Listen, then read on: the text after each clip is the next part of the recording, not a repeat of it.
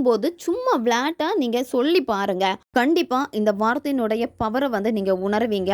அது மட்டும் இல்லாம உங்க வாழ்க்கையில வந்து நீங்க சக்சஸ தான் பார்ப்பீங்க. தடைகள் எல்லாமே விலகும். அது மட்டும் இல்லாம சில காரியங்கள் வந்து உங்களுக்கு வந்து அடுத்த ஸ்டெப்பு போகாம இருக்கு அப்படின்னா, அதுக்கான வழிகள இந்த பிரபஞ்சம் உங்களுக்கு காமிச்சுக்கிட்டே இருப்பாங்க. தூக்கம் வருது. நீங்க படுக்க போறீங்க பெட்ல. படுத்துக்கிட்டே இந்த மெத்தட நீங்க செய்யலாம். உங்க மைண்ட வந்து ரொம்ப நீங்க ரிலாக்ஸ் பண்ணிக்கிட்டு தான் இத நீங்க செய்யணும். நீங்க மொபைல் எடுத்து பார்க்கவே கூடாது. அதாவது நீங்க தூங்க போறீங்க அப்படின்னா, பெட்ல படுத்துட்டீங்கன்னா, மொபைல நீங்க சைலன்ட்ல போட்டுட்டு நீங்க ஓரமா ஒதுக்கி வச்சுருங்க.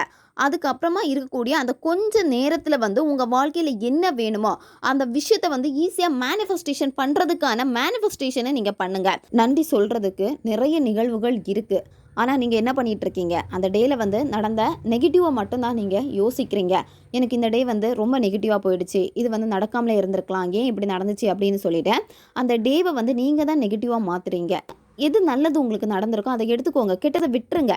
டெய்லி நைட்டு தூங்குறப்ப கிராட்டிட்யூட் பண்ணுங்க. உங்க வாழ்க்கையில அந்த நாள்ல என்ன நடந்துச்சோ, அந்த நல்ல விஷயத்துக்கு மனசார நன்றிய தெரிவிச்சுட்டு நீங்க தூங்குங்க. ஒவ்வொரு நாளுமே நடந்த நிகழ்வுகளுக்கு வந்து நீங்க நன்றிய தெரிவிங்க.